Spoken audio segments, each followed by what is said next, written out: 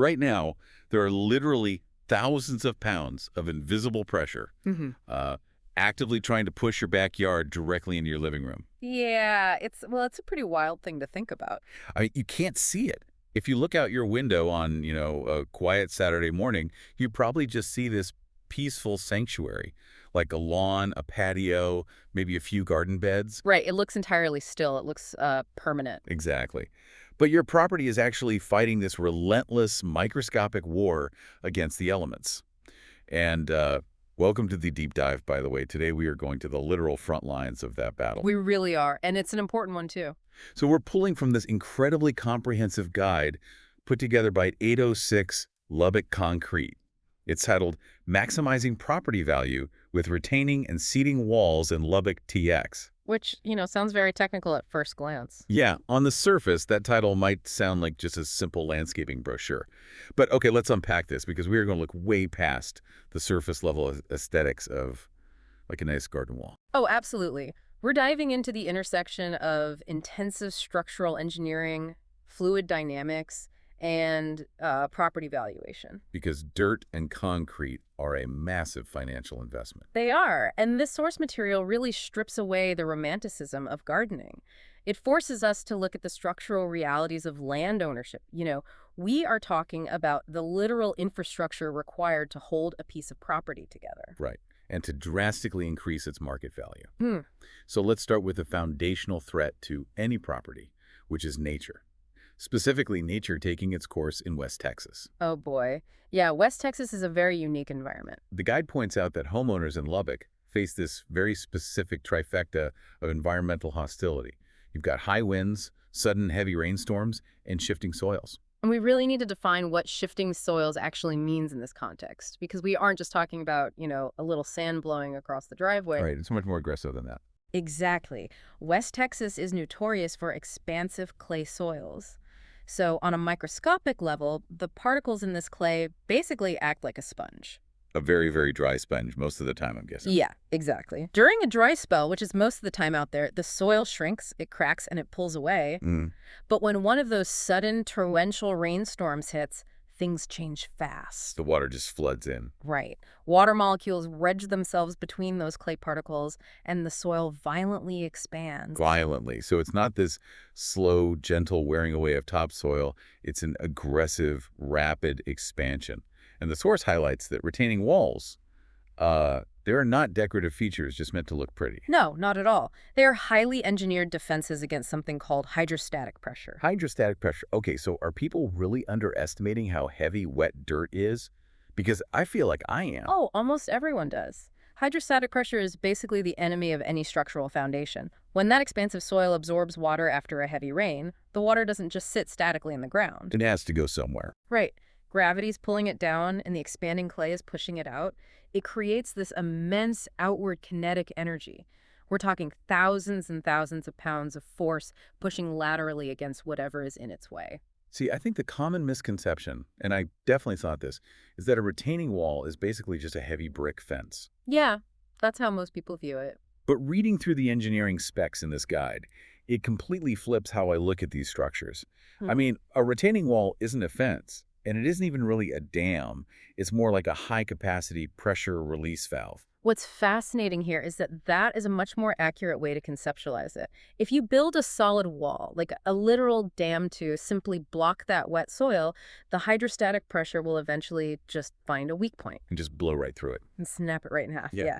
The engineering goal isn't to be an immovable object fighting an unstoppable force. The goal is to redirect the kinetic energy. Which explains all the hardcore construction techniques the guide stresses. I mean, they mandate heavy-duty footing reinforcement, specific gravel drainage trenches behind the wall, and the strategic placement of weep holes. Because you have to give the water a path of least resistance. Right. So the gravel acts as this highly permeable zone that collects the water pulling away from the clay. Exactly. Gravity pulls that water down through the gravel, and the weep holes, which are essentially just small pipes built into the bottom of the wall, literally bleed that hydrostatic pressure out. Safely through the front of the structure. Right. So you are taking a slope that was basically a slow-motion mudslide waiting to happen. You tame the physics behind it, And suddenly you have a flat, stable platform. You've conquered the territory. It's amazing. By mastering the fluid dynamics of the soil, a reliable retaining wall turns these completely unusable eroding slopes into perfectly leveled, highly functional spaces. It really is a feat of engineering when done right. And that actually brings up a fascinating pivot in the source material. Because once the land is structurally stabilized and leveled by these heavy-duty retaining walls, the conversation transitions into how we actually use that newly conquered space. Right, because you didn't just build it to look at a flat piece of dirt. Exactly. Oh. We move from pure survival and defense against the elements straight into lifestyle and hospitality. Hmm. I mean, here's where it gets really interesting. You've won the battle against erosion. Now you get to enjoy the spoils. And the guide introduces seating walls at this stage. Right. And seating walls are different, right? Very different. Unlike retaining walls, which are holding back literal tons of earth, seating walls are short, freestanding structures. But they serve this brilliant dual purpose in outdoor design. It's basically like building permanent furniture right into the architecture of the house itself. Exactly. The guide points out how perfect this is for the local Lubbock lifestyle. Outdoor barbecues, evening fire pit gatherings, patio lounging. Because you are defining the perimeter of your outdoor entertainment space, but you're also providing permanent, durable seating for your guests. It's so smart. If we connect this to the bigger picture of spatial utility, this dual-purpose approach is incredibly efficient. Think about the friction of a standard patio setup. Oh, dragging out all the chairs. Right, when you have guests over, you have to drag out a bunch of flimsy lawn chairs. And in West Texas, those chairs just get blown across the yard by high winds. True, the wind is no joke out there. They clutter up the walking paths, and they eventually degrade in the sun anyway. So a seating wall elevates the entire space by eliminating that clutter entirely. The seating is built into the border of the patio itself. Right, it accommodates guests effortlessly while keeping the area looking clean and intentional. But, and I think this is important, it doesn't have to look like a highway overpass. Oh, far from it. Right. This is where the aesthetic applications of industrial materials come into play. Yeah, the source talks about using architectural designs like stamped and colored concrete. You can actually mimic natural stone or brick. It's like putting a highly engineered roll cage inside a luxury car. I love that analogy. You get the brutal strength hidden beneath this bespoke, polished aesthetic. You can customize the height, the texture, the color profile to match the exact exterior of your home. You are taking a highly durable, brutalist material and giving it an aesthetic finish that blends flawlessly with the natural landscape. But achieving that balance of structural strength and visual appeal requires picking the right materials to begin with, which is where things get highly analytical in this guide. They really break it down. They provide a data matrix comparing different building materials based on their durability, maintenance requirements, and their primary applications in West Texas properties. Because if hydrostatic pressure can literally snap structures in half, we need to know what actually survives out there. Right. The material you choose dictates not just the initial visual impact, but the long-term survivability of the investment. So looking at the data, poured concrete sits the absolute top of the hierarchy. Surprisingly, The guide rates its durability as extremely high and its maintenance requirement as very low. And they specify it for heavy-duty soil retention and modern aesthetics. And then just below that, you have concrete blocks. Right. High durability, low maintenance, ideal for curved seating walls and terrace garden beds. But there is a significant structural difference between pouring a solid slab versus stacking concrete blocks, right? Even though the base material is similar. Oh, absolutely. It comes down to the seams. Okay, because with poured concrete, you have one monolithic structure. But with concrete blocks, you have mortar joints. Precisely. Mortar joints are inherent weak points. They're slightly more porous than the concrete blocks themselves. Oh, I see. So over a decade of freezing, thawing, and constant hydrostatic pressure, water will attempt to infiltrate those mortar joints. Poured concrete eliminates those weak points entirely. Which is why it gets that extremely high durability rating for heavy soil retention. That makes total sense. It does. So moving down the matrix, they list natural stone. High durability, moderate maintenance, mostly used for decorative borders and rustic accents. Notice how the maintenance requirements increase as the structural integrity of the material decreases. Yeah, definitely. And then brick masonry sits at moderate durability and moderate maintenance, used for classic property enclosures. But at the very bottom of the chart, they list wood timbers. Ah, wood. The data shows wood timbers have low durability and high maintenance, and their application is restricted to just temporary garden barriers and lightweight retention. Which is a crucial distinction. I want to push back on this a bit, though, Hmm. because I get that wood rots eventually. But surely pressure-treated timbers offer a decent return on investment for a homeowner who isn't planning to live in the house for the next 50 years. It's a very common thought process. Right, like why jump straight to poured concrete if a wooden retaining wall can hold the dirt for a decade? So much cheaper. It is a logical economic question, but it falls into a common trap regarding hydrostatic acceleration. Hydrostatic acceleration. Yeah. We are talking about the specific environment of Lubbock, Texas. Extreme temperature fluctuations, long dry spells, followed by sudden heavy rain. Okay. The moisture doesn't just passively weather the wood like, say, rain falling on a patio deck. The moisture is trapped against the back of the timber wall by thousands of pounds of soil pushing outward. Oh, wow. So the hydrostatic pressure forces the moisture deep into the grain of the wood under immense physical stress. It accelerates the rotting process exponentially. Wood timbers, under those specific conditions, will warp, rot, and suffer structural failure far faster than standard weathering would suggest. That sounds disastrous. And when a retaining wall fails, it doesn't just fall over gracefully. Right, the failure is catastrophic. You don't just lose the cheap wooden wall, you lose the thousands of pounds of soil it was holding back. Exactly. The mudslide happens anyway, taking your landscaping, your grass, and your weekend project down the hill with it. So cheaping out essentially guarantees secondary damage to the rest of the property. The guide makes it explicitly clear that concrete remains the ultimate versatile option. It has the adaptability to be poured or stacked, it's affordable at scale, and its sheer structural strength is the only thing that will stand up to the harsh Texas climate over decades without risking that kind of catastrophic failure. Okay, so you've avoided the wood trap. You've conquered the physics, you've pick poured concrete for maximum durability, you've stamped it to look like beautiful natural stone, and you've built your walls. You're in good shape. But as the guide points out, these structures cannot exist in isolation. So what does this all mean? You can't just drop a retaining wall into a yard and walk away. No, a well-planned property exterior relies entirely on connectivity.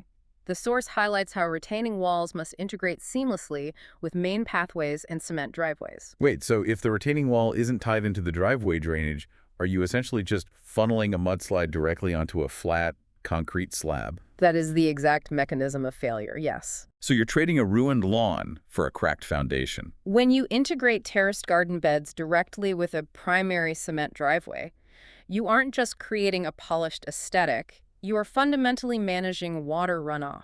Oh, okay.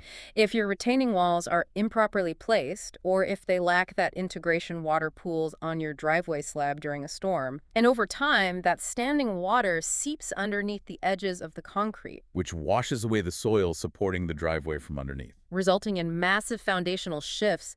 The concrete driveway literally snaps under its own weight because the earth beneath it has washed away. Jeez. So the retaining wall protects the garden, but its placement also dictates the survival of the driveway, Exactly. Everything is connected. which ties perfectly into a really interesting detail hidden in the source.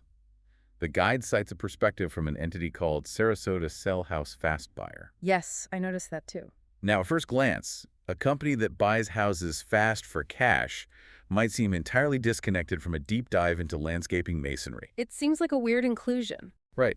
But it completely reframes the economics of this, Mm. because real estate investors value robust concrete infrastructure because it is a primary driver of long-term property stability. This raises an important question about how we view property value. We usually obsess over cosmetic features, the kitchen countertops, the square footage, the paint colors. The things you see on house flipping shows. Right. But from an institutional investment standpoint, cosmetics are cheap to fix. If the land your house sits on is washing away, or if your driveway is cracking in half because of poor runoff management, it doesn't matter how nice your kitchen island is. Not at all. Foundation repair costs tens of thousands of dollars. The subsurface infrastructure, the retaining walls, the drainage, the weeping holes, that is the actual foundation of the asset. And because the stakes are that high, the guide issues a massive warning about the DIY trap. Oh, the DIY trap is real. Trying to calculate this holistic ecosystem by yourself on a Saturday afternoon with a rented mixer is just a recipe for disaster. The math required is intense. The source notes that the immense weight of wet soil demands precise mathematical calculations regarding base depth, steel reinforcement materials, and drainage placement. This isn't just digging a trench and pouring a bag of cement you grabbed at the hardware store. It requires localized geological knowledge. Like knowing how the Lubbock clay behaves. Exactly. Professional contractors understand the specific expansive clay composition of the area. They bring commercial-grade materials. Because the margins for error are so small. If you calculate the base depth incorrectly by just a few inches, or you underestimate the required gauge of the steel reinforcement, a severe rainstorm will trigger a structural collapse. Speaking of steel reinforcement, I really want to explore something in the FAQ section of this guide. We talked earlier about adding seating walls to elevate an outdoor patio space. Yes, the dual-purpose walls. The guide claims you can actually add a brand new, incredibly heavy concrete seating wall to an existing concrete patio. Is tying a brand new seating wall into an old patio really safe? It sounds counterintuitive, I know. Because if you just pour heavy, wet concrete directly onto an old, cured slab, wouldn't they just shift apart over time and crack right at the seam? If you simply poured the new concrete on top of the old slab, yes, the bond would fail almost immediately. Because it has nothing to hold on to. Right. The old concrete is fully cured and smooth, so the new concrete has nothing to grip. But the guide outlines a highly specific engineering mechanism used to prevent that called doweling. Doweling, like woodworking. Similar concept, but a lot heavier duty. You're telling me they essentially stitch old and new concrete together. How do you penetrate an existing slab without destroying its integrity? That's what I know. Professional concrete contractors literally drill deep, precise holes into the perimeter of the existing concrete slab, exactly where the new wall will sit. Okay. Then they insert heavy steel rebar into those holes, often securing it with industrial epoxy. They dowel it in. So this steel rebar is sticking straight up out of the old patio, acting like a rigid skeleton? Exactly. And then the new seating wall is poured around that exposed steel. Right. And this relies on understanding the difference between compressive strength and tensile strength. Okay, break that down for me. Concrete is incredible at handling compressive strength weight pushing down on it, but it is relatively weak when it comes to tensile strength forces pulling it apart. But steel rebar has immense tensile strength. Precisely. By doweling the steel rebar deep into the old slab and pouring the new wall around it, the steel takes all the tensile stress. Oh, that makes so much sense. It anchors the new structure securely into the foundation of the old one. The two separate pieces of concrete basically become a single structural entity, stitched together with steel. That is brilliant. It takes the tension completely out of the concrete itself. And then, as the guide mentions, they color, stamp, or finish that new seating wall to perfectly complement the old patio, maintaining complete visual consistency. It's a brutal industrial structural solution masked by a seamless aesthetic finish. It really demonstrates the sheer level of expertise required to manipulate this material correctly. I mean, you're drilling into old foundations, calculating steel tensile loads, and managing hydrostatic runoff all at once. Which is exactly why the guide mentions that permits are generally required for anything substantial. Right. In many Texas municipalities, if a retaining wall exceeds 4 feet in height from the bottom of its footing, you need a building permit and an engineer's approval. You literally need a licensed engineer to sign off on the math to ensure it isn't going to kill someone when it rains. And when that math is executed perfectly, the long-term results are staggering. The source notes that when engineered correctly, with proper gravel drainage to relieve the hydrostatic pressure and adequate steel rebar to handle the tensile stress, a poured concrete retaining wall can reliably last between 50 and 100 years. A century. It's wild to think about. That brings us full circle on this deep dive. Landscaping, as we've learned today, is not about planting flowers and arranging patio furniture. It is a literal battle of physics. A war against hydrostatic pressure and expansive clay. Solved by clever engineering, strategically placed weep holes, and choosing the monolithic strength of concrete over temporary fixes. By mastering the invisible weight of water, you don't just protect a property from sliding down a hill, you unlock its potential. You turn steep slopes into upscale, functional living spaces that fundamentally anchor the market value of the estate. We really are looking at the hidden mechanics of the world right outside our doors. So for you listening right now, the next time a heavy storm rolls through, I want you to go look out your window. Look at your own property. Watch where the water actually flows. Pay attention to the slopes, the garden beds, the edges of the driveway. Ask yourself, is your outdoor space fighting a losing battle against nature? Or is it engineered to redirect that kinetic energy and work in harmony with it? And as you analyze your own backyard, consider this. We just discussed how these expertly engineered concrete retaining and seating walls have a lifespan of 50 to 100 years. Right, they last forever. That means these structures will likely outlive the very people who built them. Depending on development trends, they might even outlive the current houses they surround. Okay. It leaves you wondering, what will future archaeologists deduce about our modern lifestyle when they dig up these carefully engineered, highly permanent, stamped concrete outdoor fire pit seating arrangements 100 years from now? They will probably assume we built intricate temples dedicated entirely to barbecue and hydrostatic pressure. Yeah. But until they dig it up, it's just your peaceful, totally still, permanent-looking backyard.